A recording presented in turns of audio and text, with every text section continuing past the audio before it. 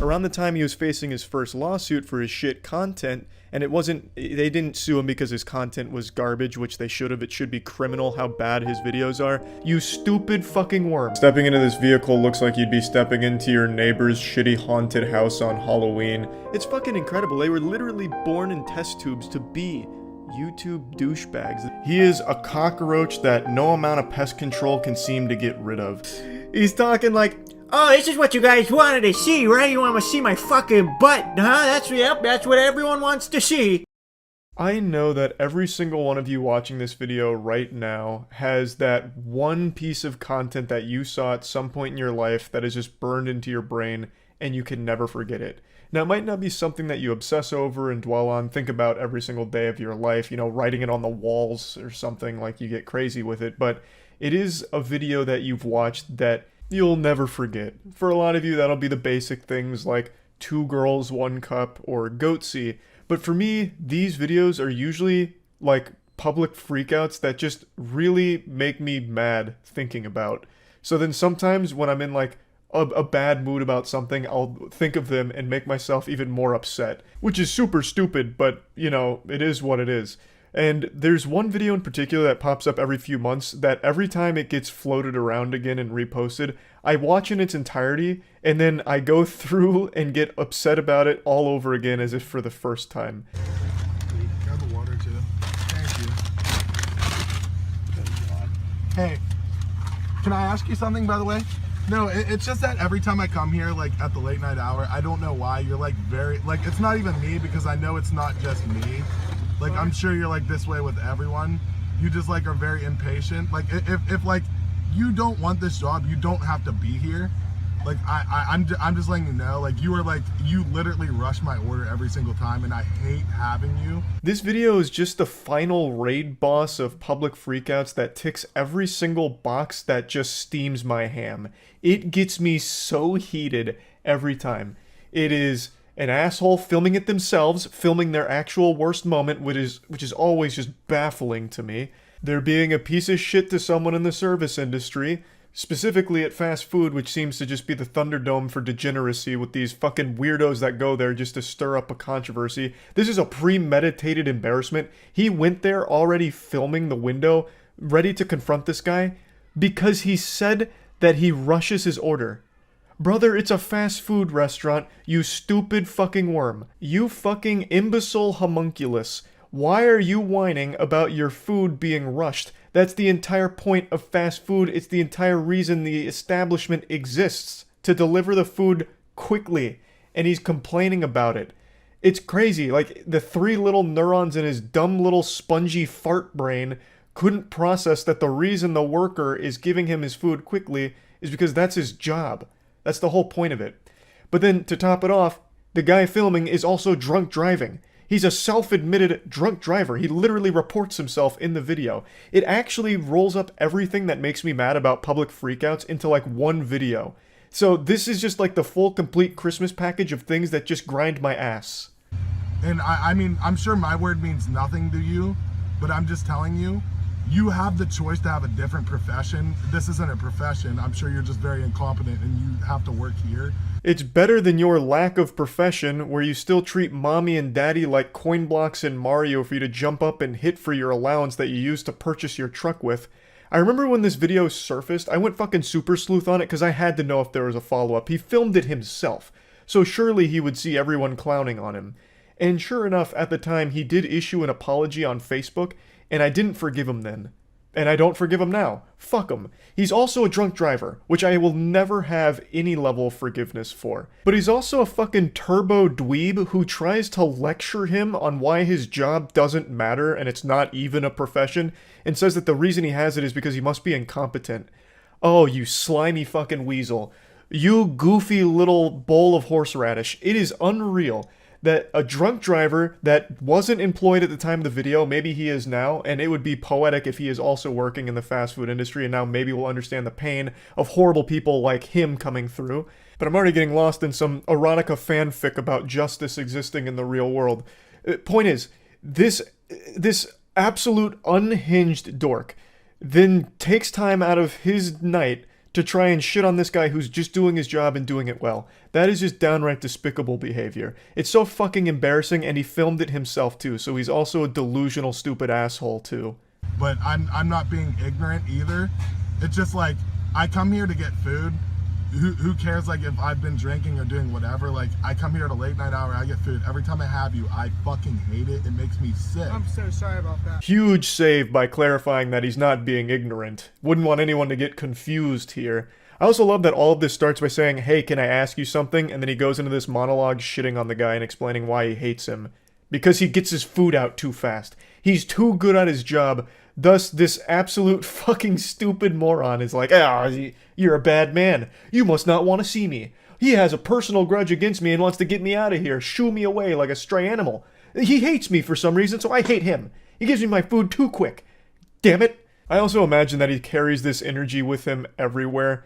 So, Godspeed to the waiters and waitresses that have been unfortunately subjected to this plague of a person that sweeps through asking and demanding some kind of certain service. Like, excuse me, harlot, you didn't smile at me when you took my order. You fucking hate me. This isn't even a real profession. This isn't even a real profession. You must just be incompetent. Like, I imagine this is just him. Like, this is just him, fully. Like, this isn't just an isolated incident. But anyway, I'm gonna replay this just in case you missed it the first time. He says something very important here. I come here to get food. Who cares, like, if I've been drinking or doing whatever? Like, I come here at a late night hour, I get food. Every time I have you, I fucking hate it. It makes me sick. I'm so sorry about that. Full-blown self-report here. He just says, who cares if I've been drinking or doing whatever? So you've been drinking and doing whatever frequently and then come here to get food. So you're a constant drunk driver.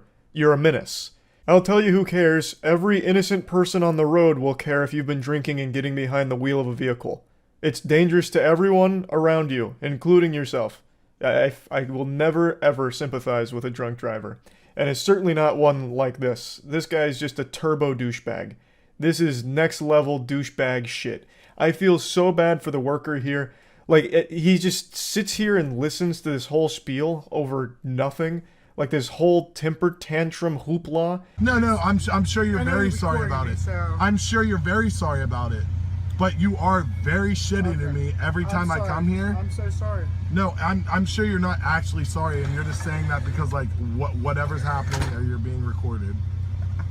So, yeah. This warrior is a patient saint because that window should have closed far earlier, but he let this guy continue to vomit out a bunch of fucking nonsense, upset over nothing. The service was too efficient, I guess. I suppose that this guy really thinks he's the main character of life, and everyone should be trying to communicate and talk with him. When he's just at a fast food place, clearly you're just getting your food and leaving. That's the whole point of it. I don't know what he was expecting or what he wanted. All this worker did was get him his food and send him on his way. He did nothing wrong. He did nothing to warrant any kind of hostile response. He just keeps blabbering on about how getting him at the drive-thru makes him sick because he's impatient and rushes his food. Like, it's still 2 years later makes me upset. And it popped up again this week, so I wanted to talk about it. Like I said, it gets reposted like once every few months, and every time it does, I get angry all over again. Like I have like arguments with the driver of this truck in my head from time to time. Like I don't know how someone ends up that much of a monstrous asshole. I don't know how you end up so entitled and shitty. I don't. Like, it doesn't make sense to me. But anyway, I just wanted to talk about it a little bit. That's it. See ya. Ooh, what's going on, lit fam? How's your cum coming? You coming good? Let's keep on coming and blow some more loads in our pants as we get rock hard looking at our favorite YouTube prank celebrity power couple, Nate Garner and the Garner Gang, baby. They're doing the fucking pause challenge, so I hope you've got a condom on, and I hope you've got a butt plug firmly in your asshole. Take it away, Nate. Pause! Oh, getting this started early. Chills all over my butt. Pause. Oh God, what are you doing? Oh! Yes, the Garner Gang, baby!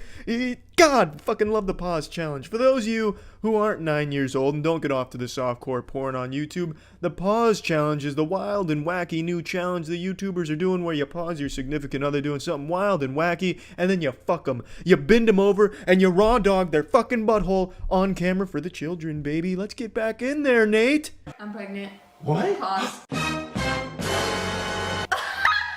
Play. How are you pregnant, bro? You smashed me too hard. Well, yeah, of fucking course, it's Nate Garner. He only knows hard smashing, hard clobbering, the fattest mashing of pissers. Of course he fucking smashed the baby up into her vagina. Nate Garner is so goddamn good looking, he could eat out an 84-year-old grandmother and make her pregnant just through the fucking cunnilingus. God damn it. You think he wasn't gonna smash the fuck out of you? You gotta be fucking dumb. Yes, you guys, you already know what we're doing today. We're doing an epic Pause challenge today, baby. We're gonna do the pause challenge. So we're gonna pause, play. Oh, hey, pause! Stop messing with my intro, baby! If you guys are new here, wait, I forgot to say it, dude. Go! Oh my god! These two were like literally born to be YouTubers, like some Powerpuff Girls shit. Professor Utonium mixed sugar, spice, and supreme clothing to create the perfect douchebag YouTube shitty content creators, and then bang, he accidentally had twins and now they're pretending to date. It's fucking incredible. They were literally born in test tubes to be YouTube douchebags. They're perfect for each other. The fucking girl, pause, play. Like, it's unreal. It's some of the shittiest, most generic douchebag content I've ever seen, but god damn it if it doesn't make my dick hard as a fucking diamond, an adamantium dick it gives me. Let's get back in there. You gotta deal with me. Play! Morning! Garner Gang! Welcome back to another video. If you guys are new here, don't forget to smash the subscribe button. Oh yeah, I'll smash that subscribe button, you bet your sweet fucking ass I will. You should also go smash the follow and subscribe button at twitch.tv/moistcritical. I don't usually wear a snapback and I don't often jerk off to YouTube douchebags, but when I do it live. You might catch me jerking off. Yeah, I'll just make it look like you. Oh, that's so super pause and mute. Did you catch that textbook pussy slap from Nate there? Just, oh, might as well make it look like you peed. Start fucking tickling her clitoris and flicking her bean and shit. No, don't do it to me, please. You're doing it? This is what you get. This is what you get. Oh, that's so weird. Oh, that's so weird. Hey, That is why I'm subscribed right there, Nate. Yes, now I have to change my fucking pants like I always do watching you and Carissa get into your prank wars. This is shitty. I fucking hate YouTube content like this, man. But this is how you speedrun YouTube right now. So take notes from the Garner Gang. The dude's channel's blowing up. This is literally just the most generic shitty content there is. But it's exactly what YouTube promotes and exactly what younger audiences want to see. So hey, you do you, man. Keep pulling your girlfriend's pants down in public and whatever other shit and slapping her vagina on camera and whatnot. Hey, softcore porn, baby. That's that shit. Fuck yeah. That's it. So yeah. It hasn't even been a full 48 hours since I dropped my trousers and plopped my asshole on a YouTuber's face named I'm JStation.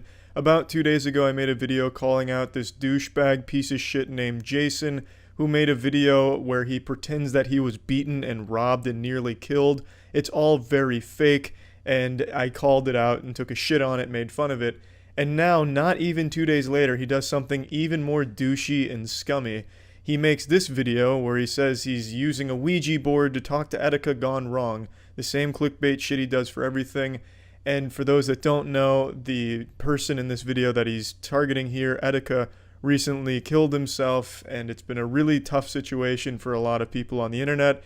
And JStation's capitalizing on it for views, as he's done numerous times in the past. The day after Mac Miller died, he made a video where he says he contacts Mac Miller through a Ouija board, and Mac Miller was plugging Jason's merch, telling all the children to buy Jason's merch and Mac Miller might come back to life. He did the same thing with XXXTentacion's death. He's just an insufferable asshole. A real piece of shit. So it's not surprising that he would do this. Now the video isn't actually him doing the Ouija board 3 a.m. shit that he's known for. It's him riding a high horse saying you can't clickbait people's suicide and that you're not allowed to be sad about it, and that he's the only one that's really fighting for Etika by clickbaiting people into clicking on his video and being a massive insufferable asshole about it. Now, that being said, he did donate $2,500 to a charity, but the video's also monetized with ads on it, a bunch of ads on it. So he's making far more money off Etika's death than he's giving to the family. So even your attempt at looking like some type of hero or champion makes you look like an absolute fucking douchebag. It's unreal. So I did a little research on Jason. There's only so much you can say about I'm J Station that hasn't already been said about a condom covered in horse shit. So I decided to look a little more into Jason E, the person. I'm still not going to drop his last name. But a little brief history, a little lore update on Jason E. He's from Canada. He used to work at a Costco with his mother and began making videos in late 2015, early 2016. Initially, the videos were him just shitting on his coworkers until Costco management stepped in and made him take it down or else he'd be fired. But once he took those down, that's when he started doing his fake pranks, and he actually used to dabble in real shit where he'd go to buildings trespassing and make shit content there. And then he got in a lawsuit, a legal battle because of that garbage. Around the time he was facing his first lawsuit for his shit content, and they didn't sue him because his content was garbage, which they should have. It should be criminal how bad his videos are. They're suing him because it's literally illegal to just trespass in businesses like that and then film it.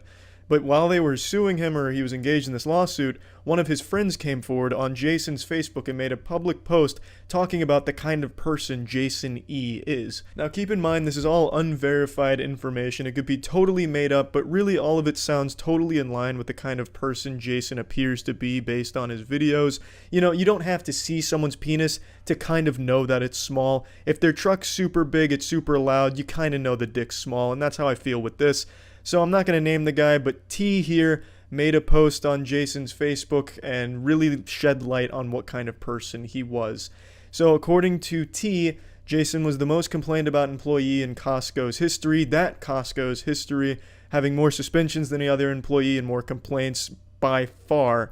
He also was emotionally abusive towards his at-the-time girlfriend, and on one occasion went so far as to key a woman's car because her daughter, who was a co-worker of Jason's, didn't break up with her boyfriend for him.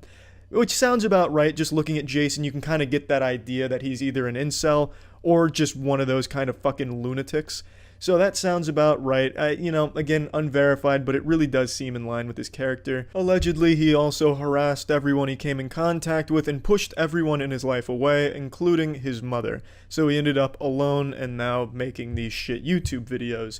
Again, this is all just from one person's post in 2016, back when his channel was first getting started, so I find it very hard to believe that T was just trying to piggyback off of Jason's pseudo-internet fame, because A, he didn't have it back then, and B, he's still not even pseudo-famous. No one over the age of 8 knows who I'm J Station is, and even those 8-year-olds don't even have object permanence yet, so they don't know who the fuck I'm J Station is. They just know that sometimes that shit comes up in the auto-recommended kids YouTube app, and that's proven, and I say that with certainty. His audience is under 8 years old.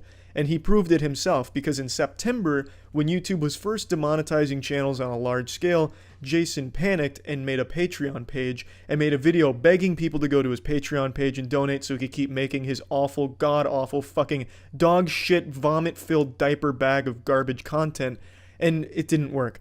At the time, Jason got 70 patrons, totaling right around $200. As of this moment, his Patreon is still up, and he has 2 patrons. And it just didn't work because Jason's audience doesn't have money. They're children. So this fucking idiot, this goddamn Cro-Magnon, overestimated the age of his viewers and the intelligence of them as well. So Patreon didn't work for him, but luckily his shit caught fire again because of the recommended YouTube kids garbage. So his channel's still doing super well. He's still making a lot of money off it.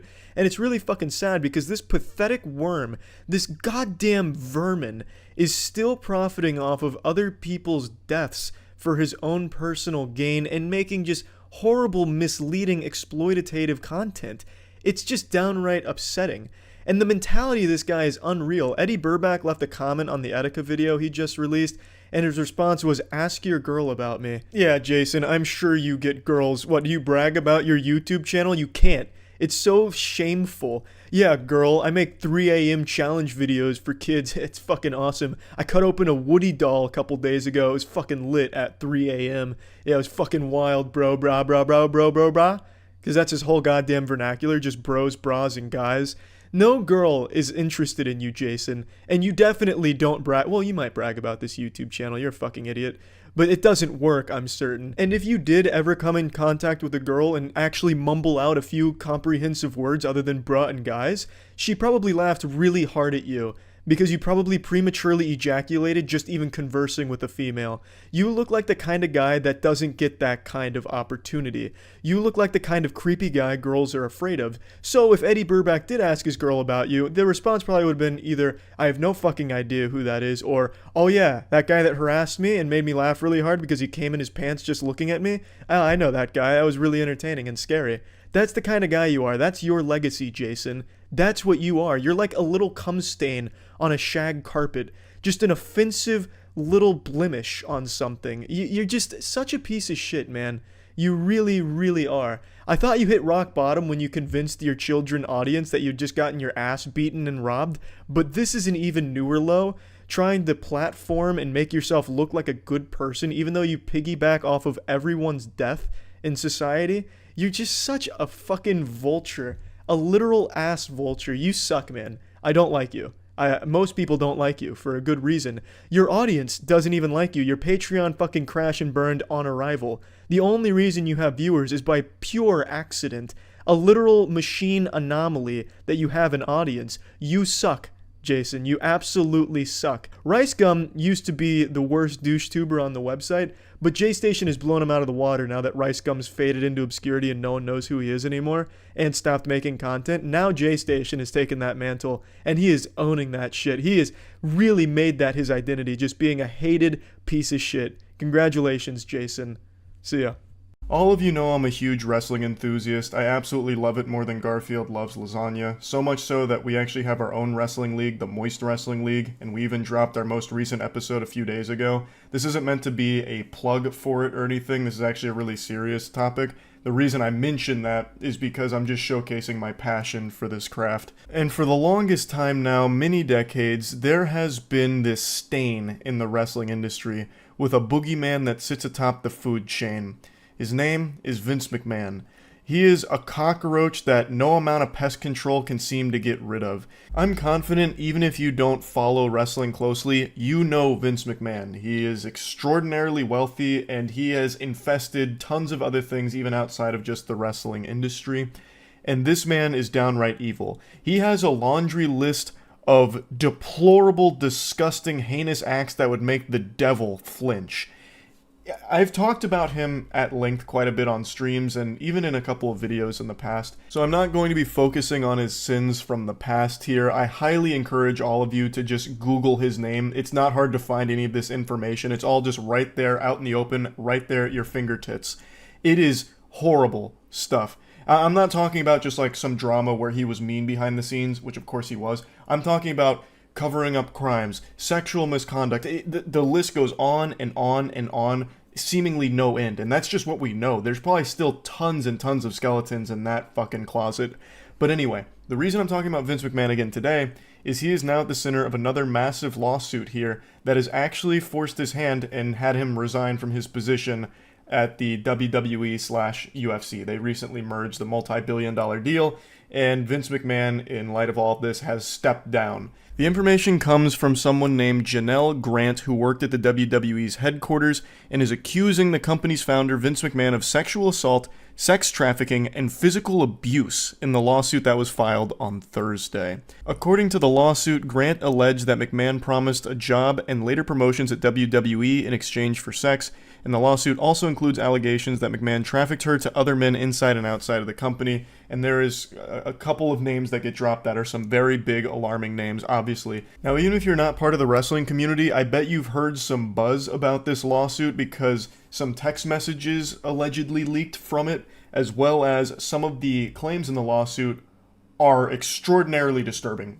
Like, it is some depraved shit. And I mean shit, literally. One of the big parts of this lawsuit that was popping off on Twitter, like general Twitter, was this section where Miss Grant is talking about a threesome that McMahon put her in. And she says, early in the encounter, McMahon immediately directed Miss Grant to lay down on her back in a supplicating position. While straddling over her, McMahon defecated on Miss Grant's head. McMahon left to shower off, but he instructed Miss Grant to remain in place with excrement in her hair and to continue performing for his friend. While Miss Grant requested protection, none was offered. McMahon and physical therapist actively continued with the threesome and directed Miss Grant's sexual performance for around an hour and a half while she was left covered in feces. Absolutely sickening and sadly not surprising behavior from Vince McMahon. I believe this is only the tip of the iceberg. I think this is the first domino to fall, and there's going to be a lot more information that comes out about some of the degeneracy, some of the crimes and awful shit that was going on behind the scenes under Vince McMahon here. Now, I saw quite a few people caught off guard by this, surprised to learn that Vince McMahon is a bad guy. They were wondering how this stayed buried or how any of the sexual misconduct allegations didn't surface sooner. Like, how was it all kept a secret? I had to do a bit of a double take when I saw that. I got fucking stun-locked for a second. Now, of course, it's no one's fault. I don't blame anyone for not knowing about Vince McMahon's past. Like, if you're not an active wrestling fan, there's a really good chance you just didn't know any of this about him. But the only secret here is that there was no secret. Everyone knew about Vince McMahon's sexual degeneracy. Vince McMahon's sexual degeneracy is about as much of a secret as smoking cigarettes being bad for your health. This fucking ghoul paid nearly $15 million in hush money to quiet 4 women who were bringing up claims of sexual misconduct against him that had occurred over a period of 16 years. And that's actually why he previously stepped down. Now, of course, he stepped back up into a prominent position with the company after the merger with the UFC, and now he is stepping down again, once again, from sexual misconduct claims. So it's just never really been a secret that this decaying corpse, this fucking revolting gremlin of a man, is a horrifying piece of shit. It's just more people are opening their eyes to Vince McMahon being this fiend. Thanks to Janelle Grant's lawsuit, really making waves and highlighting a lot of previously unknown things like the sex trafficking and some of the other names that were included here to show how deep this rabbit hole goes and how awful all of it was. Now, sexual misconduct is something Vince McMahon calls home, so this isn't his first rodeo, and he tried to cover his own ass. Not literally, because he shit on someone's head, but legally tried to cover himself by trying to pressure Grant into signing a non-disclosure agreement in exchange for payments over several years totaling $3 million after their relationship and employment ended. So he was trying to silence her, to make sure she wouldn't, blow the lid off of this.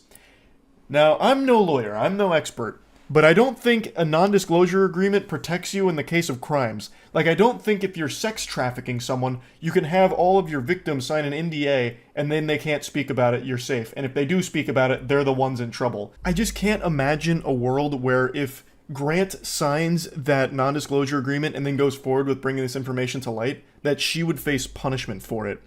Like, I can't even picture that kind of lunacy. Like, listen, ma'am, we're really sorry about that sex trafficking thing. That's bad stuff. But you violated your NDA.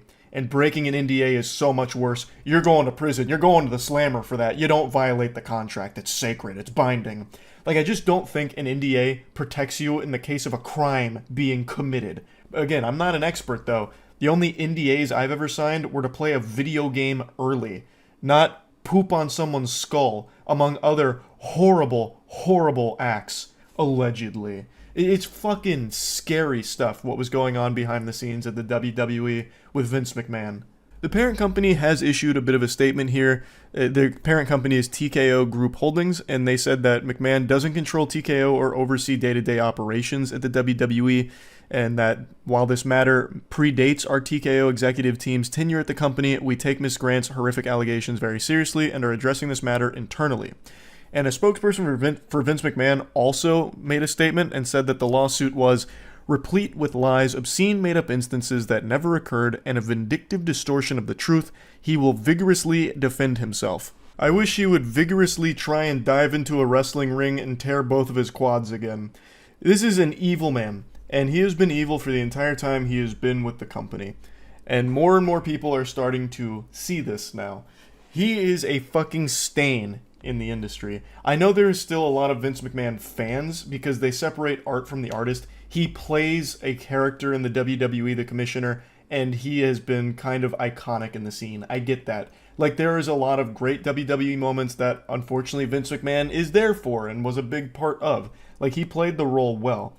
But as a person, he is terrible and a horrible person to have at the position of power that he does in the industry. He shouldn't be in the industry. He shouldn't even be outside of a fucking jail cell for the things he's done.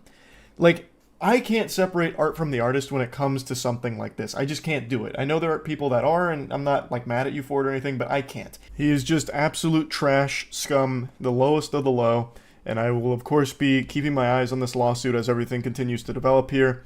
I just wanted to give you, like, the very bare bones of it, like, the basics. There is so much to it. I urge anyone out there that's curious to take a look, but just fair warning, it is disturbing. It's very not pleasant to read. So yeah, just wanted to talk about it a bit. That's it. So yeah. If there's one thing you need to know about me, it's that this tooth, this one right here, that little bastard, is about 1 centimeter taller than the other teeth on that bottom row. And now, anytime you see my mouth open, you won't be able to unsee it. You're welcome. And the other thing you really need to know about me is that I cannot stand when people cause problems for customer service workers, in particular, fast food employees. I've made countless videos shitting on narcissists that are fishing for clout by exploiting fast food employees for views on TikTok or YouTube through pranks or just being a general nuisance, just a hemorrhoid on society. They're just normal people and they're getting paid minimum wage to deal with the most insufferable people on the planet. Just truly degenerate assholes, and my heart breaks for them. Fast food workers get abused more than a fleshlight. It sucks. And over the last week or so, there's been a new trend that has really blown up that once again just treats these human beings as if they're just NPCs, props for their TikTok and YouTube Shorts videos. It's filming your Chipotle order being made by the Chipotle worker. I'll get a bowl. Yeah, for to go. I'll get white rice with that. The idea is they're going to give you more food because they're on camera. And it spawned because people were starting to talk about Chipotle portion sizes being smaller than they used to be, which for the record I do believe. That is a conspiracy theory I'll put on the full tinfoil condom for, because I do think that's accurate no matter how much the CEO likes to dance around in delusion and pretend that that's not the facts of it. I do think it is true. I used to get a Chipotle burrito after every lift in college, and I had innumerable Chipotle burritos, and over the last 3 or 4 years I've been very vocal about the quality of the food going down, in my opinion, and definitely, like, when I get burritos now, it's significantly less than I remember it being back then. But I also think that's just kind of the industry norm, because I think the same thing about many other fast food places as well. But anyway, someone on TikTok came up with a cure to this small portion disease, and it was to just film these workers doing their job and kind of give them a bit of a hard time and nudge them on camera to give them more food. And this started to really pop off because a lot of people noticed that, oh, when they're being filmed, they give you more food. So that's the cheat code. That's the life hack. Rice blank or pinto beans? We'll do pinto beans with that. Pinto beans, any protein for you? We'll do chicken, please. Chicken. Any queso for you? We need some more chicken in that. More chicken? Finna fire on your ass. Put that chicken in there. All right. Any queso for you? This one is by far the worst I've seen from this trend here. This guy went in there looking to start shit. He's immediately aggressive and confrontational. The guy hadn't even put the fucking spoon fully into the chicken bowl there before he said, no, no, no, need more chicken. He's there to stir a controversy for the sake of his video. And he is just shoving the camera down this guy's throat. If the worker had bent over, the camera guy here would have given him a full-blown fucking colonoscopy. He is right up in his business to just be this insufferable douchebag that's hassling him for the sake of this video that he's filming. Now, it's filmed from another angle, but I can't find that full video. I can only find this one through Twitter. We need some veggies. Get some green veggies. Yep, little bit more, little bit more. No problem. Little bit more. No problem. Straight up. Oh, they gonna have to hold me accountable. When he was asked pretty politely to just stop putting the camera in this guy's face, not even asked to stop filming, by the way, just asked to, like, hey, maybe don't be up in this guy's nutsack with your camera, he immediately immediately starts yelling about it. He's immediately throwing a fucking temper tantrum. Even though it was a super reasonable request, because look at how close he's getting to this guy. He is leaning over the counter to get as close as possible. It's like he's going in for a kiss. Like he's trying to fucking make out with the guy here. Nothing else? That'll be all. And if you got problems, I'll fire your ass up. Hold me accountable. You're gonna have to hold me accountable. Sir, this is Chipotle's. Why are you yelling and screaming? Why are you hooting and hollering here? Goodness gracious, it's like a hostage situation here. The worker did everything you ask. Leave them alone. All they requested is that you take the camera out of that guy's mouth. They didn't even ask that you stop filming, even though they should have. They should have walked over and slapped that fucking phone right out of your hands, douchebag. That's what should have happened. But it didn't. You still got to have your TikTok video, and you're still huffing and puffing about it. It's incomprehensible to me. Even when people who did this trend weren't harassing the worker making their food, I still don't like it. I think it is still dog shit. You're just being a nuisance to just average everyday people just going about their lives. They're getting paid minimum wage to make your food, and you're making it a huge headache for them by putting them on camera when I know for a fact they don't want to be. The reason you're getting more food shouldn't be some kind of mystery. The reason is because no one wants to deal with being shamed online. It's not like these people are just drones, AI, that are cut off from the rest of the world. These people have access to the internet, same as you. They know what this trend is. And they know if they give you anything less than fucking colossal proportions that could feed a family of 8, then they're going to get insulted in your TikTok video. So obviously they play along with it. Like, it shouldn't be surprising that you do get more food when you film the workers here and put this big spotlight on them. Because now you've turned it into a huge song and dance, and they want to do everything possible to avoid a negative situation with their life here that you have now thrust upon them for your own, TikTok or YouTube short. I think it sucks. I think it is sucked from the very beginning. I don't like that the portion sizes at Chipotle have shrunk, obviously. But what I would never do is blame the workers for it. They're not making the corporate decisions for the portion sizing or anything like that. And if you do get less than you want, you can politely ask if you can have like another scoop or something. Like, that's just normal socialization 101. You don't have to resort to the nuclear option here. And that ain't no issue. Anybody in here can get it. Straight up. You can call the police. I ain't break no law. Wait, what? Whoa, why you lying like police? This guy's fuming so hard that he immediately gave himself amnesia and forgot that he just threatened the entire restaurant. She said, all right, I'm gonna call the police because you're threatening people. He's like, you're fucking lying! Who did that? Where? When did that happen? You're telling a fib. That's a tall tale. And I don't appreciate it, Buster. Even though, literally 5 seconds ago, he just threatened the entire restaurant for some reason. He's just having a full-blown voice-cracking conniption here in front of the entire Chipotle for this trend.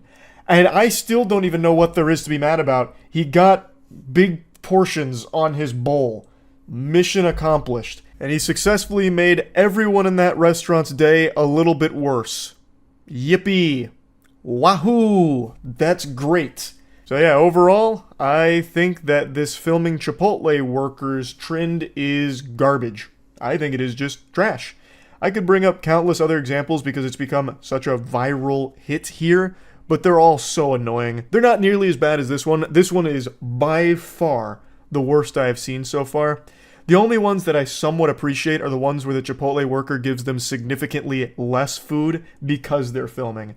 I fuck with that. I think that's great. That should be the gold standard going forward here. You come in and you start filming the workers, well, I hope you enjoy 5 tiddlywinks of rice and 1 little glob of chicken. And that's it. Put a smile on your face and get the fuck out. But anyway, yeah. Don't like the trend. Hopefully the trend is over soon. That's about it. So yeah. I've used Uber and Lyft hundreds of times each, Uber more than Lyft, and I've never had a notably awful experience before. I've never gotten into a car and felt unsafe. I look at my driver and he's wearing like a trench coat and sharpening a hacksaw and then winks at me. I've never had like a really bad time with ride sharing. The only time it got wacky and weird was one time I took an Uber leaving the bar, and on the way home, I was convinced I was in the car with a prophet, like an angel. We were driving on the interstate, just two boys being dudes, and out of nowhere, the Uber driver pulls a prophecy out of his asshole. He said, "This guy's about to hit the median." And at first, I didn't know what he was talking about. I thought it was like a riddle that I had to solve or something to get money off of the Uber rides. I was like, oh, the answer is time, you know? But then I realized he was talking about the car in front of us, obviously. And it felt really weird to me because the car wasn't doing anything weird. We were behind them for a little while, like maybe a mile or two, and they weren't driving erratically or recklessly. They didn't look like a drunk driver or anything. And then out of nowhere, a couple of seconds after he said that, he like willed it into existence. The car swerved and scraped against the median and then tried to get back into the lane. Out of fucking nowhere. I was like, oh my god, we are living in a simulation. But yeah, that was my weirdest experience with Uber and ride sharing in general. But of course I've seen the horror stories, like the absolutely awful ones, and this is one of those. This is a pretty special one. You know, I'm just trying to ask you to go to speed limit is all. I'm saying I'm gonna go. Oh. Okay. Okay. Don't really know what's going on in her car here. She's created a little crime scene there. Like, stepping into this vehicle looks like you'd be stepping into your neighbor's shitty haunted house on Halloween. It's just really goofy looking. I don't get it. I guess it's supposed to be early Halloween decorations. She's got like a blow-up sex doll in the passenger seat. Or maybe it's there to like prevent her passengers from getting up front. Like, hey, you can't sit there. Clearly, this inflatable Mr. Krabs doll's taking that seat. So just get in the back, all right? You know, I don't even know what the fuck it is. I mean, maybe it's an inflatable clown or something. I couldn't tell you, but it's pretty weird stuff. Now what happened is the passenger asked if they could roll down the window and drive the speed limit, which I think is a pretty reasonable request because this lady's out here driving like it's Grand Theft Auto 5. I was half expecting her to try and ramp this vehicle off of a parked tow truck. She's treating it like it's Fast and Furious universe and she's trying to catch Dominic Toretto. So it's not like the passenger's being an asshole or anything, just asking, hey, can you drive the speed limit so you don't kill both of us here? And that just sets her off. She loses her goddamn mind there. Slow down! Fucking yanks on the e-brake and does a 360. Suck on this, pussy fart! You can hear, like, this tire start screeching. She completely takes her eyes off the road, turns around and starts swiping at the camera like she's a kaiju, like Godzilla trying to knock over a building. And meanwhile, the passenger's laughing the entire time. The absolute fucking dick on this man, the fucking balls of pure adamantium to laugh through an experience like this is inspiring. They could have very easily died here. The driver went feral and totally forgot they were operating a vehicle. This could have ended up like the Billy Madison scene where O'Doyle Rules just fucking shoots their car off a cliff like a missile. And meanwhile, the whole time, the guy's just giggling about it. All right. The car now. Well, you got to.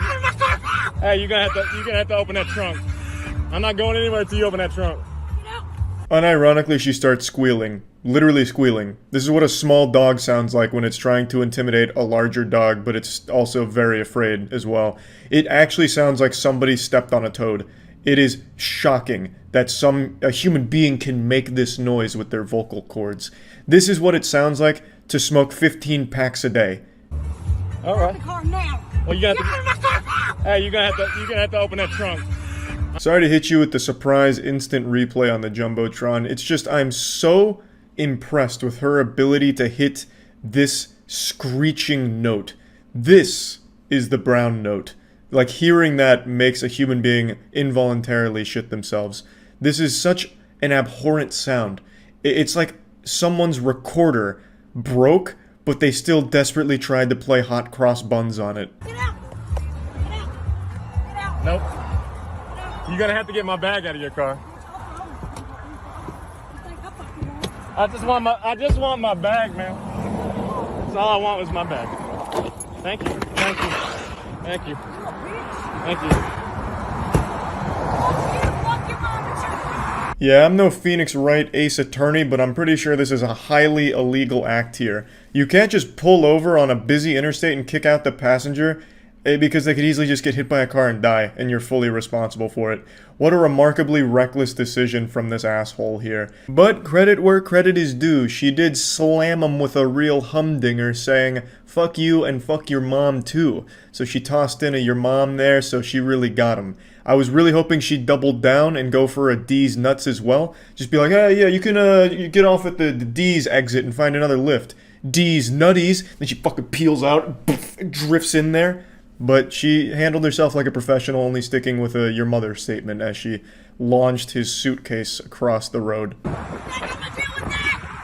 I got it all on camera too, everything. Me too. So she's running around barefoot like a hobbit, threatening an Uno reverse card, saying, well, I'm also filming everything, so that way we have two angles of how stupid I am and how reckless of a driver I am. I don't think there's any world or any multiverse out there where there's a single reality where what she was doing was justifiable. She was driving extremely fast and reckless. She turned around to swipe at the guy's phone while driving extremely fast. Tires screeching, and then pulling off to the side of the road to kick him out. Pretty hard to defend stuff, I'd say.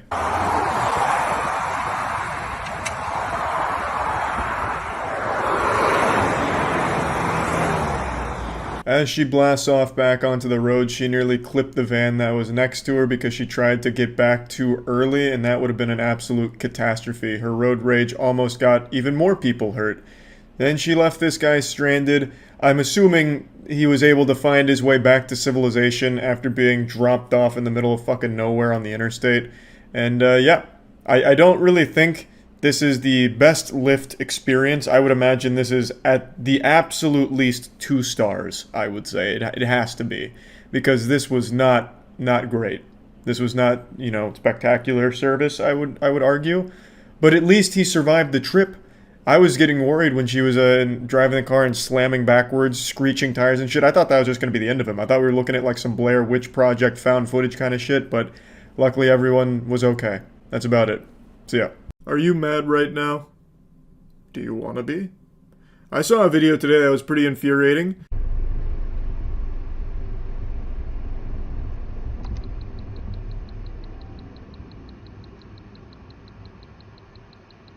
This lady is behind the wheel of a rented vehicle from Turo. This is allegedly posted by the owner of that vehicle after, spoiler alert, she gets into an accident here and then tries to lie about what happened.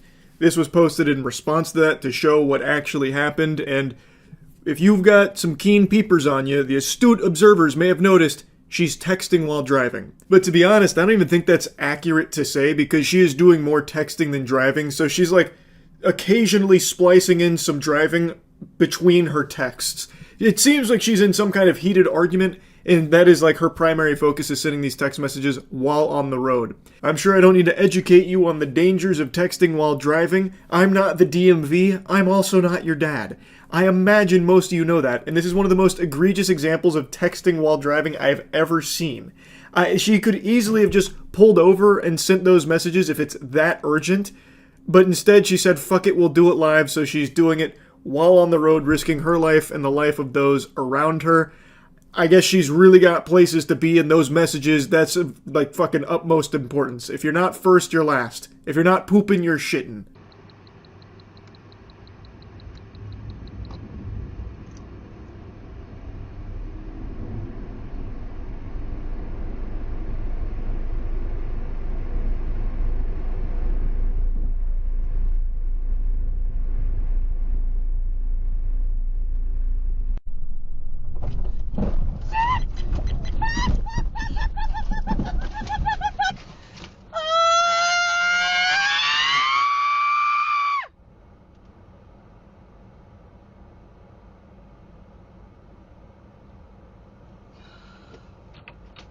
Even while her car is veering off the road and blasting a mailbox, she is firmly grasping that phone. She is gripping the shit out of that. She still will not set it down in the act of crashing this vehicle. She treated that phone like it was the fucking Tesseract there. She was not parting with it. It's not until it is finally stopped that she sets the phone down and then puts her head in her hands and then immediately picks the phone back up after like 3 seconds. It's like she can't be separated from it. It's her fucking umbilical cord. It's unreal. It's actually a miracle she didn't just have a head-on collision here. I counted too. She looked up from her phone only 5 times in the amount of time that she spent on that single lane there. So she spent the vast majority of her time there behind the wheel looking at the phone, glued to it. In fact, she even double-fisted the phone at one point to get two-thumb action in there. No hands on the wheel, not looking up at the road. It is actually an act of God that she didn't kill herself or somebody else there.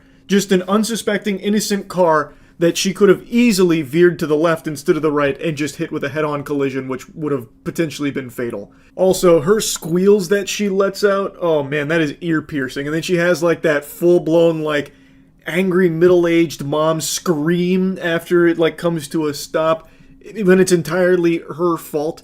Apparently, again, the story is she's like a nurse practitioner and lied to the Turo owner here of this vehicle about what happened and why the car got crashed. I haven't seen too many details on all of that, but it's entirely her fault.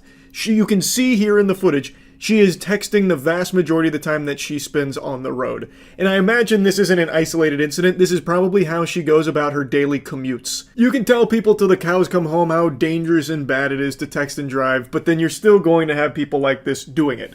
And it's actually, to me, it seems like becoming more common.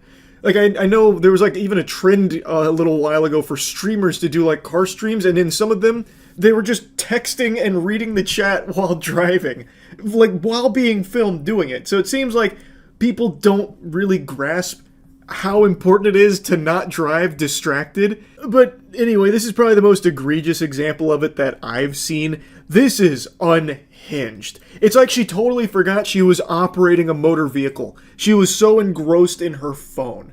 That took priority over everyone's lives around her and her own life. Now, I don't know what the outcome of all of this was. There's not a ton of information I can find on it, other than, like, she's apparently a nurse practitioner and apparently lied about how the car got crashed. But the owner of the vehicle had the interior-facing dash cam as well as the other dash cam. People were debating if that's even legal to have, like, a rented car with an interior-facing dash cam. I looked it up. It is, but you just need to disclose to the renter that it's there, which I imagine is part of like the signed contract between them or something. I've never used Turo. I'm not super familiar with it, but it seems like the owner is well within the right to do that, and I could definitely see why people that are renting their car out might want that as like a bit of a security measure here, as this case beautifully illustrates, where your car gets wrecked and then all of a sudden the person that was driving it starts farting out a fairy tale about how it's not their fault, and then you've got no evidence that it was their fault, so now you're stuck with your dick in your hand and you're going to have to pay for that most likely. So I can see why you would want that there, and in this case it probably saved them a huge headache because they can instantly point to this as her fault, because it is her fault. Entirely her fault. Anyway though, enough blabbering about it from me today. A little PSA for you. Don't text and drive. That's really about it. So yeah. The title of Drunkest Man Ever is an extremely slippery one. There's too many variables at play for it to ever be objective or measurable. How could you possibly dictate who is the true king? Who would you bestow the crown upon? Yet I continue to see this title in body cam footage, so I kind of just compare it to other drunk people in body cams that have similar nomenclature surrounding them. And Midwest Safety posted one today about the drunkest man that they've seen. And this guy is a very impressive specimen. Now, he'd probably be in the top 10 drunkest body cams I've seen for sure. This is the drunkest person we've ever seen. I'm bothering my own room. Okay, hold on. Let me talk to you over here. I'll talk to you if you want to talk. That's fine. If you want to talk to me. Yeah, you can talk to me. I'm cool with you. What's going on, sir? Hey, come here. Why are we getting called out here? I cannot believe a real-life human being has that voice. It sounds like he's perpetually huffing helium. It's a cartoon character. I'm waiting here for her. They gave her a hard issue about getting in a room. This is possibly my girlfriend. Okay. Hey, we're gonna have here a good time. Spoiler alert, there was no good time to be had here. Also, I can't help but find romance in that statement. This is possibly my girlfriend. And they say chivalry is dead. Her heart must have melted right there, hearing those words leave his lips. And also her eardrums may have bled from the high-pitched frequencies of his voice uttering any words at all. But god damn it if he didn't have the fucking silver tongue here. Real Casanova. So, she said she was hungry. Are you staying here or no? Yeah, I paid to stay here. I paid out of my own pocket. When did you pay to stay here? This evening. But that's fine. If he wants to shoot me out, trust me. Okay. Holiday Inn will fucking get a fucking sweet kiss in the ass. Okay. A lot to unpack here. His potential girlfriend, she left. I don't know if this was like a Tinder date in their first meeting. Maybe that's a complete stranger and she just started panicking when this fucking lunatic called her over. I have no idea. Maybe she heard his voice, thought it was nails on a chalkboard, like he was about to curse her with some kind of spell, so she just tried to play it safe, and now she finally sees her opportunity to leave, she takes it. So you will not see her for the rest of this adventure. Now, he's talking about how he paid for this room out of his own pocket, and with everything here going cattywampus, they're gonna get a sweet kiss in the ass. Wow. I don't know if that's a punishment or a promise, but he's about to go kiss them in their ass. He's gonna rim them out for him being shooed out of the hotel.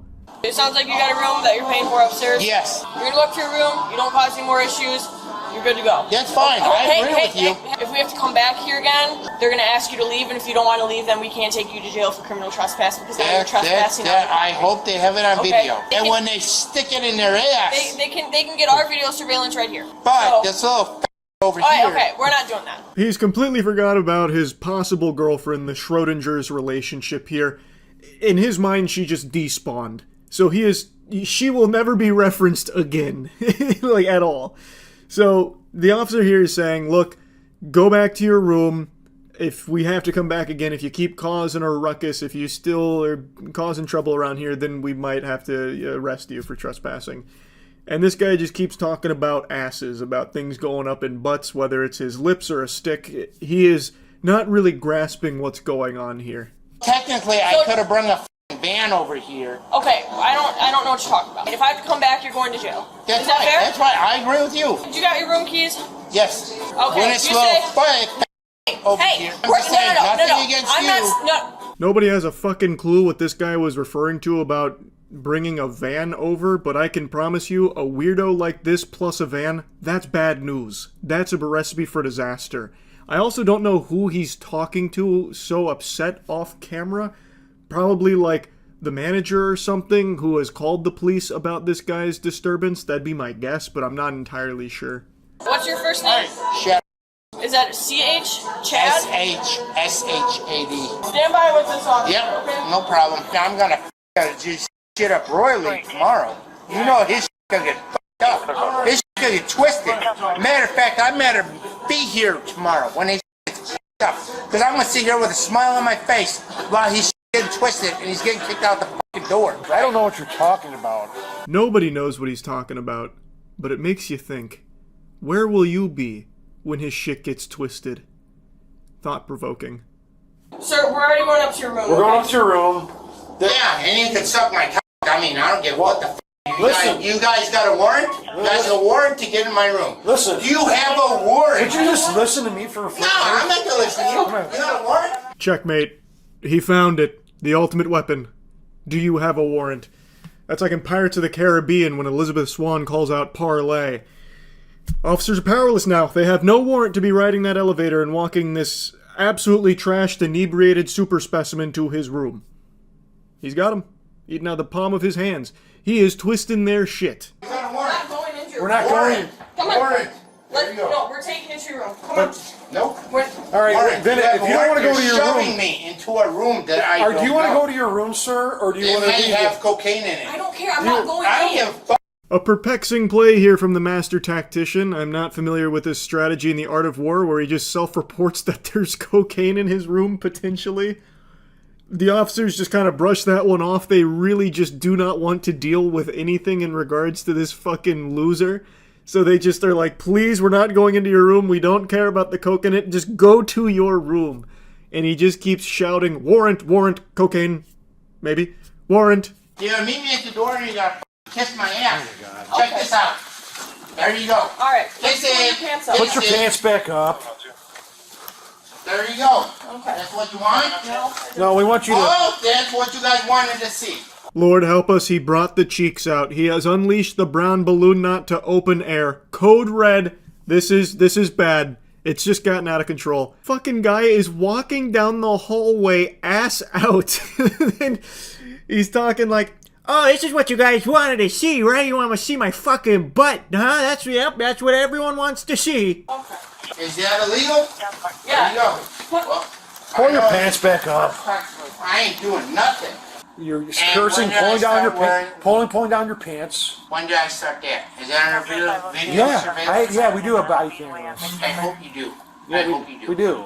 So I've been cutting around things a little bit. I'm pretty sure it wasn't the manager that he was talking to downstairs yelling at. It was the security guard who called the officers, and now he's saying he doesn't have his room key, even though he did say he had his room key when they were downstairs. So now they're having to go through hoops to get him in his room so they can finally just get this menace contained into like a quarantine zone in there. So now that's what's happening, and the officer's talking to him. He reminds him about pulling his pants down, but he doesn't believe that. He's already completely forgotten that he ever pulled his pants down. So it's a disaster right now. Sounds like they're letting you stay in the room, so I'd be awful thankful. I don't want you to stay in my room. I don't want you to stay in You're my not even hearing what I'm saying. I never even said that. I don't want you to stay in my room. It is actually shocking to me that they are allowing him to just stay in the hotel. This guy is an absolute catastrophic force of foul degeneracy. And they are still letting him stay there. Very interesting. I'm surprised they didn't just immediately kick him the fuck out, but I guess they really just wanted this to be as like headache-free as possible, but in doing so, it's just making it more of a headache because now he is lingering here and continuing to just wreak havoc. He is not even able to process words. He thinks the officer was making like an advance on him to stay in his room with him, and he's rejecting it. He's like, absolutely not. You can't stay in my room with me. Are you out of your mind? You think we're gonna fuck? Just because I showed you my ass, what, you think you just get put your penis in it? No, absolutely not. You can't stay here. Why would you even suggest such a thing? Okay. There's gonna be $1,000 bond on their f***ing van. No. Okay. No, I won't step in his van. I won't step in his room. $1,000 bond on their van. Okay. $1,000 bond on their van. I don't know what you're talking It's about. $1,000 for me to get in this bitch. Otherwise, I ain't paying nothing. Okay, Chad. I want my phone. You guys took my phone away. No, we did not. We didn't No, take the you phone. guys did. No, we did not. I'm as confused as the officers here on this van side quest. I don't understand that plot line at all.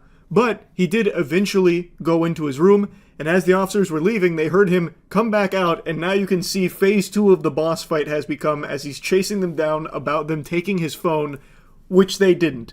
They never went anywhere near his phone. Where your phone is, man. My phone is in my pockets. You know what? I'm gonna get caught on the highway. You know what? You know what? F this motherfucker. Then are You you know what? I'm leaving? gonna f this fucking bitch. I'm gonna fuck him right in the face. No, I don't think so. Are you leaving or not? Where the phone is. No. F this. You know what? Take me in. Violate me, bitch. Why do we want to do that? You guys want to? No, Go no, ahead. no, Let's we go. don't. No, we don't. Let's go. No, we don't. It is shocking to me how often we see that move during like one of these body cams where someone is just so fucked up they're like, okay, you know what, just do it then. Alright, you wanna come do it? We'll do it then.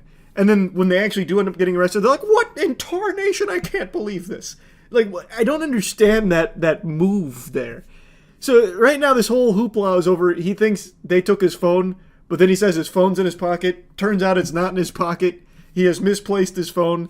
And now he's got like all kinds of gobbledygook coming out of his mouth here. Just a bunch of mumbo jumbo. And now he's just saying like to violate him. Like it is off the rails. You don't have here's Just the thing. gather up. They downstairs can suck these That's nuts. fine. Not you guys. Okay, gather up But your- they can suck these nuts. You want to see these nuts? No. You guys Hold on. want to see these nuts? Hey, Back check off. it. Not back off. F that. Hey, tell this bitch to come suck this fucking wiener. She can suck the duck out this gather your fucking stuff up and let's get rolling. Holy cannoli, the ass was just the appetizer. Now he's brought the cock out. He is alting. So now he fully just pulls out his genitals. He's like helicopter dicking it. And the officers are just really fed up. They're like, Chad, just get your shit and let's get out of here. Because it's either that or get trespassed. He either stays in the room or he leaves. Or if neither of those two things happen, he gets trespassed. They have been so unbelievably patient with this guy. I cannot believe how many chances they have given this guy to just stay in his fucking room and go to bed or just leave. He has said so many times that he's going to leave, he's going to get an Uber, this and that, and then he doesn't do any of that. And then they finally, after such a long struggle, get him to his room a couple of times, but then he refuses to stay there. He goes out of his way to chase them down and cause more trouble. And obviously this is only going to end one way. Like, there is no other outcome here. He will not stop until he is put behind bars. You guys are the one that suggested it. Is Nicole still I don't know. Well, I want my fucking phone so I can call her. But we don't know where that's at. Can you? Oh! Stop talking for 3 seconds. Is this your phone? Right here. We're Look. gonna be in room Is this your 600, room 600. It's one of my phones. Okay. It's actually a company phone. Okay, that is good. Huge XP drop right there. They finished the side quest of locating the phone. You're not going to believe this. It was just sitting right there like on the nightstand. It was never lost at all. Right under his nose. But sometimes that's the hardest place to find. That's the last place you look. The number one place that you'd expect it to be. Go figure. I don't want nothing from them. F that. Okay, you just, we're done. I'm sorry, it's nothing against you. Just but threw the card and hit her. Card at my face. So now I'm behind my back because I don't want to stay here. Okay, that's fine. Hey, guess what? I'm peeing down my leg. Hey, look, it's on the carpet. Well, that's awesome. Let's go. Let's go. Let's go. They finally did it. They put the most annoying man in body cam history in the cuffs. But he gets the last laugh because he peed down his leg and got it all across the hotel floor here. You guys are beating me. No, we're not. Oh my God, we need you to walk to the police car, sir. You guys are beating me. No, we're not. Oh my God, they're hurting me. Sit down in the police car. I did sit down in the police car. You guys dropped me. You guys dropped me. No, we did not. not. God! Oh my God! Okay, fine. Ow! Ow! We need you to stand. It popped out of socket! Stop tasing me! We're not. Much like Sisyphus, these officers had their work cut out pushing this rock up the hill. He was not going easy. The amount of times they'd like get him to the police car and he'd just sit down, and his whole idea here was to just start like yelling and screaming and just spouting a bunch of lies like, oh, they're beating me, they're tasing me, they popped my shoulder out of its socket, ow, they're hurting. That kind of thing. The officers even mocked him a little bit for it. And it felt like no matter how much progress they made with getting him in the back there, the rock would just roll back down the hill all over again. He'd just sit down and then they'd have to lift him again, all the while he's screaming and shit about nothing and just making things up. But they do eventually get him in the back, and he's still not done. He's still got one more trick left up his sleeve. Hey, how's it taste? It tastes like a tampon. Suck my dick, bitch.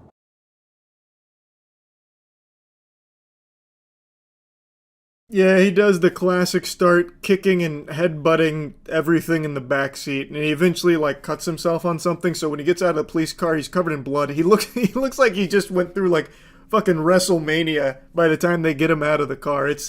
He did a lot of damage to himself. Probably not so much to the car, but I'm sure he got blood on a lot of the seats and probably the windows and shit. Apparently they get him to a hospital, and he was charged with battery on an officer. So yeah, another Midwest safety banger here. I do think this is definitely in like the upper echelon of belligerently drunk losers we've seen in body cam footage recently. So yeah, anyway, that's really about it. So yeah. About 6 months ago, I made a video making fun of something called the Modern Day Night Project, which is an $18,000 program where you pay for a 3-day course where you just roleplay as a G.I. Joe alpha male. There's very few things that separate this program from the LARPers that run around pretending they're wizards shooting imaginary spells. The main difference is that group that's casting imaginary magic missiles and swinging swords in a forest, they're having fun, and that's free. Whereas this expensive pile of dog shit is not fun, it's not free, and they're also trying to convince you that it's not make-believe. At least the LARPers know they're playing pretend. Here, they're trying to brainwash these gullible, insecure men into believing that they're actually getting taught valuable lessons on how to be a successful man, leader, and business guru. Even claiming that you can start earning 7, 8, or even 9 figures of income after taking this course. Like, one of their main selling points is, yeah, $18,000 is a lot, but in the long run, it's costing you a lot more being a weak bitch. So give us 18 grand. And what you do is you go out there, you spend 3 days in like a fucking parking lot where they just yell at you, spit in your face, and spray you with a hose. So it's not even like you spend 3 days getting any kind of valuable tools or learning anything. It's not like you're learning how to, get in shape, get muscular, or do anything of value. It's just going out there and being uncomfortable for 3 days. And for some reason, they're convinced that that's a good thing. You can also spend 3 days just getting punched in the face by me, and that would make you uncomfortable too. but it's not going to make you any stronger. It's not going to make you any better at anything. You're still going to be a fucking loser at the end of those 3 days, even though you spent 3 days in misery. It's worthless. It's completely worthless, and they need to break out of this goddamn mind control that these men have fallen under for this. And they really like to harp on that mastermind program where you get to have like a fucking Skype call with them once every quarter or whatever, as if somehow that's going to make you successful. A nice little cherry on top of the shit cake they're selling you that you're eating with a smile on your face. But anyway, the reason I'm talking about MDK Project again is because some clips of it are going viral, and I like to take every opportunity I can to insult this because I truly think that if you are someone that's running this scam or someone that has gone to this and are trying to defend it, you deserve to be made fun of every waking hour that you spend on this planet for this kind of clownery. This is ridiculously embarrassing cringe shit. Stupid. Are you that stupid? Here's why we're stupid. Here's why. Are you touching me? Are you touching me? Are you touching me? Get the fuck off of me. Get the fuck off of me. I'm not you little touching bitch. I'm not touching fucking you. bitch. All of you get in the fucking tubs. Get in the tubs. Every one of you. So hey, what are you gonna do now? What are you gonna do now? Sir, Every sir. one of you get in the tubs. Get in the tubs. Get in the tubs. Shut up. There is no respect. Get in the tubs. You are going home. Oh, no, you're not. Sit down. You're not going in the fucking water. They're all going in the water. They're all going in the water. You're fucking done.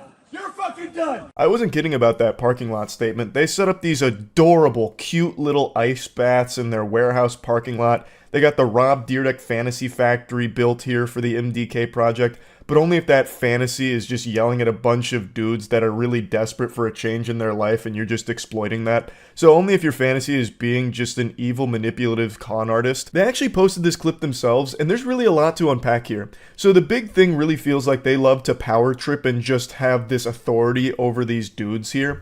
And the second any one of them doesn't fall in line and conform to the hive mind groupthink, they're cast out.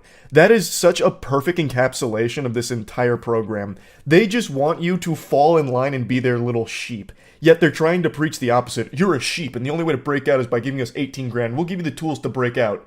But then the second you stop following my orders, you're fucking out of here and we're keeping your 18 grand. It's painfully obvious that it's just a different hive mind they want you to buy into. They want you suckling from their gynecomastia-riddled bosom here from all of the anabolic steroids they're injecting, taking their milk from their teat, no one else's, and you're paying for that privilege. Now, I don't know the whole context around what led up to this clip, but it seems like none of the clients in this session wanted to do this portion. So the instructor throws in the backpack, and the guy goes to, like, get his things, and then the instructor starts fighting him in this really stupid tug-of-war, and he's like, I'm not touching you! Stop touching me! I'm not touching you! Stop touching me! Stop touching me! I'm not touching you! So they have this, like, back and forth, and then one of the other guys is like, with all due respect, he's probably trying to make an argument for why it's fucking dumb for them to go into the ice bath. Maybe they should do something more productive with that time. And then he just keeps throwing up a big stink. Stop it! You're touching me! You're touching me! You're fucking touching me! Blowing a gasket. And he's like, you're out of here! You're out of here, bub! You're not going in the water! They're going in the water! They're gonna be alpha males when they get in that water. It's like a fucking baptism. So get out! You're not welcome! One other common theme that seems present throughout all of the MDK project clips is that the instructors themselves seem like the most sensitive and insecure out of everyone that attends their classes. And it's pretty evident because on their own YouTube channel, they even have videos of them just whining about the hate they get. They have this little fucking therapy session where the two goobers sit across from each other just trying to like suck each other off about like, no, we're not wrong. Everyone else is wrong. It's actually super embarrassing that you'd even make fun of us. Yeah, nothing says alpha male quite like someone breaking down and finally addressing the haters. Unbothered titans of testosterone here. Look around, look at each other. Look to your left and to your right. More than 60% will not be here fucking Friday. I guarantee it. And I'll make sure of it. I'll make sure that you earn the right to be here every fucking second. Because I see in your fucking eyes that most of you don't fucking belong here. And I'll be dead. I'll take this fucking knife off my fucking waist and carve this fucking tattoo off my fucking hand before I let any of you fucking bitches show up here on Friday for the graduation. I see it in your fucking eyes already. Your fucking souls are mine. Your souls are mine? Calm down there, HGH Shang Tsung. My God, it just when you thought it couldn't get more cringe. So this is like this is how he motivationally speaks to the class. This is like his idea of what a strong leader is. Someone that's just whining and screaming and shouting and is just unhinged, a loose cannon. When he pulled that knife out, I thought he was gonna go up and start, like, threatening them. I'll carve your fucking scalps off with this knife if you don't start getting in the ice baths and letting me spray you with a hose more often.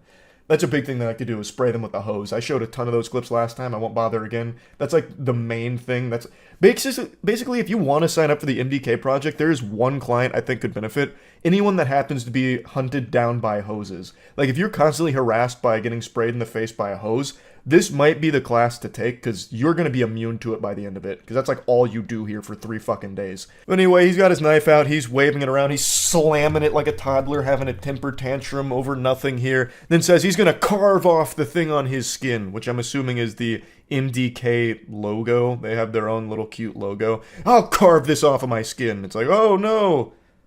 Okay. Why would you do that? I guess. That's a weird threat to be making. It seems like you just kind of want to hurt yourself. Alright, it's a little alarming. I don't really want any part of that type deal.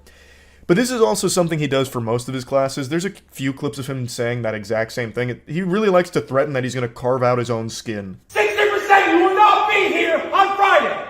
I will make sure of it. You will earn the fucking right to be here on fucking Friday night. I will cut this fucking thing off my head before I let anyone you little make it to that dinner table that don't fucking deserve the right to be here. I'll fucking make sure of it. I'm waiting out the fucking patience. This one made me kind of sad, because look at the 2 gentlemen in the front row. They're no spring chickens. They have to be late 50s, early 60s, if not older. Why on God's green earth would you be paying $18,000, taking it out of your grandchildren's college fund, to spend it to be here getting sprayed with a hose and yelled at by a man who keeps threatening to cut his hand? Take the pit. Get to the take the pit. Get to the get to the fucking pit. Move! Move! You stupid. This isn't even a popular clip from them or anything, but it's one that I saw that I think is a great example of this guy's mentality. He's actually like a child with a sugar rush. He's just slamming a chair against a dumpster. Move! Get to the pit! Get to the pit! Like, you could just tell them, what does slamming the chair against the dumpster do? You're just making noise for the sake of making noise. It's like a child with like 2 garbage can lids banging them together. What the fuck? This is your instructor. He can't control, like, his excitement from all the sugar in his body, I guess. It's so silly. But yeah, I won't keep going on. I've already made a video talking about the MDK project, but since a couple of those clips were popping off again on Twitter, I just had to take this opportunity to laugh at them. That's really about it. So yeah. Survival training, multiple attackers defense. Training. I want to share with you what to do if you're surrounded by a group of men and they attack you. So if they come at you, what you don't want to do... I'd offer sexual favors. Martial arts, karate movie, moving in a circle, and you're still going to be dominated and you're going to lose. Yeah, how do I win? What you should do is this.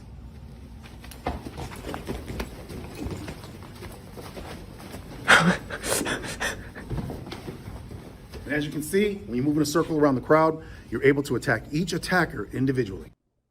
Is that good advice? I don't think I've ever been in like a mosh pit scenario where I'm getting slapped around by 8 dudes.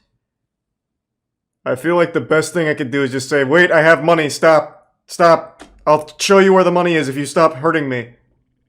I feel like that's probably the most effective technique. What if no money?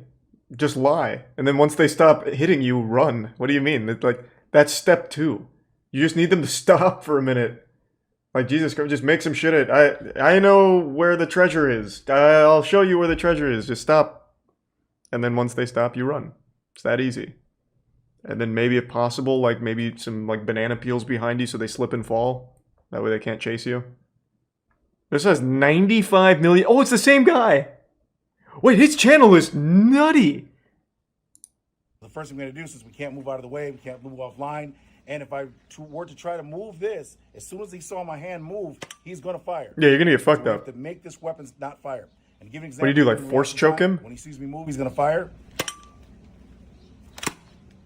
So the reason why it didn't move, the slide didn't slide, is because I inhibited it by pushing it to the rear.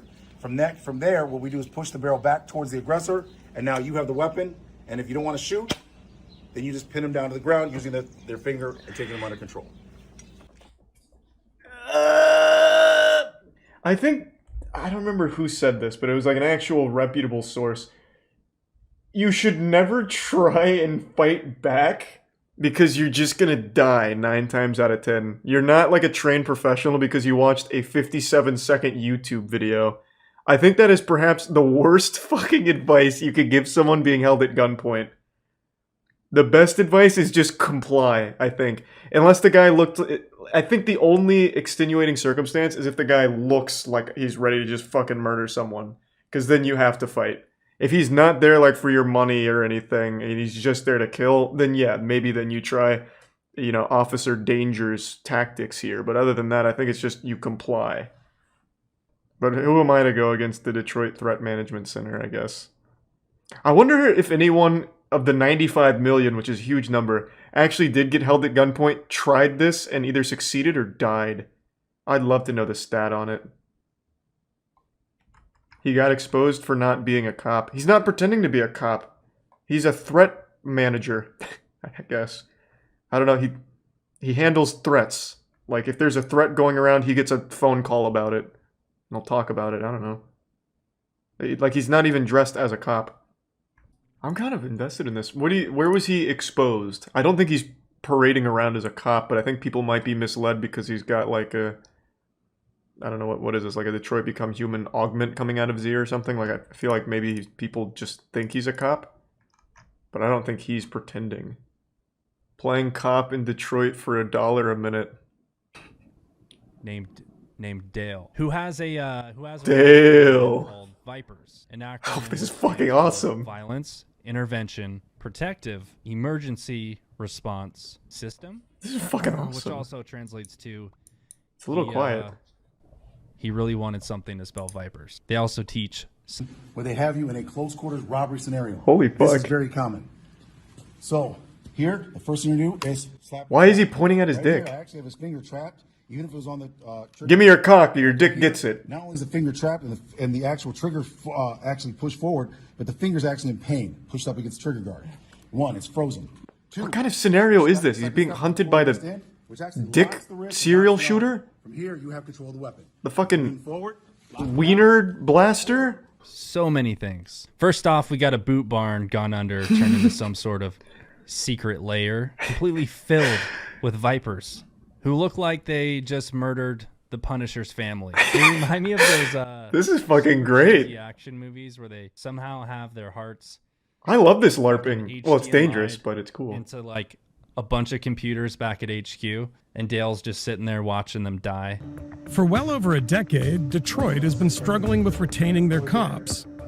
In response, this really is super fucking goofy. They even have like their own little like Batmobile over here. This is kind of cool. So CSDP, what does that stand for? Is that their? It's not their unit because they're the Detroit Threat Management Center. So that doesn't really make sense. Does anyone know what that stands for before we continue? Cock-sucking dick penis. This is the, yeah. Okay, that's probably what it is. There's the Viper division, and then there's the cock-sucking dick penis one, I guess. This is called the grid. This is where we store our vehicles. This is our tactical boat. Be sure to meet my tactical wife, our 4 lovely tactical daughters. I mean, really anything can be tactical if you plasti dip the shit out of it. Our motorcycles, these motorcycles. This is so fucking cool. Oh my god. Allows us to get into shallow water. It's also very fun. Imagine you're committing a crime like in the middle of nowhere, like you're on like some pond. Right, and you're trying to dump a body. All of a sudden, Dale with the tactical jeep comes with the tactical boat ramp and his tactical dinghy, and he fucking starts scooting out there after you. Oh my Jesus, this is an incredible lair. Jumps over waves, and people enjoy riding in it. You gotta have a fun boat. You gotta catch those tactical fish. Wait, so they actually go out in public? Oh, I need to look them up. Have you guys, I'll pose the question to the chat. Have you ever, instead of dialing 911, dialed 1-800-VIPER to get Dale and the boys out there? They show up in the Jeep or anything? Like, who's using this? They have 60 employees? Excessive. I've never met a security guard that needed night vision to, I don't know, kick out some scooter kids from Albertson's parking lot. is. Well, you haven't met Dale. Those scooter kids are getting mowed down. Our goal is to create conditions where violence does not occur. Doesn't matter what time of night. Violent. When we respond to your home, it's a $10 charge for the first 10 minutes. Every minute after that is $1 a minute. So what? So the first 10 minutes, that's $10. Anything after that is $1 a minute. So it's $1 a minute. What the fuck is happening right now? The byproduct of your purpose. I didn't even pick up on that. Prosper. And then we charge them a bunch of money so we can have things. What the fuck did he just say? That's pretty transparent. So we can have things. Guaranteed he was like, and we charge him a bunch of money so we can have things. Holy fuck, were you recording that? You're not gonna like put it in, right? Oh my god, dude, this video was fucking awesome. I agree, it was pretty fucking awesome. Jesus Christ. They oh no, hold on. Don't ruin their TikToks. I didn't want to watch the Vice one, but don't ruin their TikToks because I'm going in. Is by getting close. I'm fucking deep in the Detroit threat management rabbit hole. Oh my god. Wait, they're like the most active channel of all time. Jesus Christ, Dale's killed every man in Detroit, it seems. He's fucking posting 6 videos a day. There's not gonna be anyone left. Let's just look at the most recent one. 3 anti-fight hacks. How is that an anti-fight? They grab up, you don't want to wrestle, grab the back of their skull, take your top of your head, go right to their face. Clear. Another thing you can do if they try to grab you to wrestle, grab their hand, take your hand, go straight down. Wow. That's 3 ways to stop from wrestling if you don't want to wrestle people. Well, yeah, I don't like wrestling. I mean, I'd like to avoid it if I could. I'll try and remember those techniques. What else we got? Keychain self-defense. Let's just go to the most popular. Detroit Urban Survival Training. That's not a keychain, Dale. That's your fucking wife's butt plug, man. I have like 10 of those in my closet. That is not a keychain at all. What? Who told my man Dale that this is a keychain? In the event they grab you, you can take the point of it right here to the bones of the hand. Very painful. You can take the point of it and go here to the arm. Very painful. You can also use the blunt side here on the hand as well. Very painful.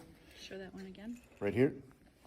Oh wow! Very Oh painful. Jesus! Yeah, that not If not the person's pleasant. walking in your space, you can actually take the front of it, go right here to the chest, back them off using the point, or you can actually take it.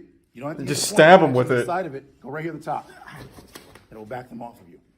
If they're giving your family or friends a hard time and aggressing on them, you take your keychain, go right here to the shoulder, pull down. This device can help protect you and your family.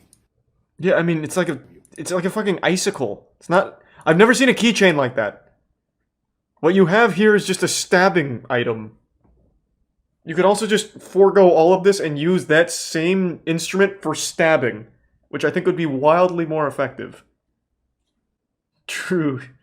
Adam and Eve does have some competition, I guess. Whoever's manufacturing that keychain is in the wrong field.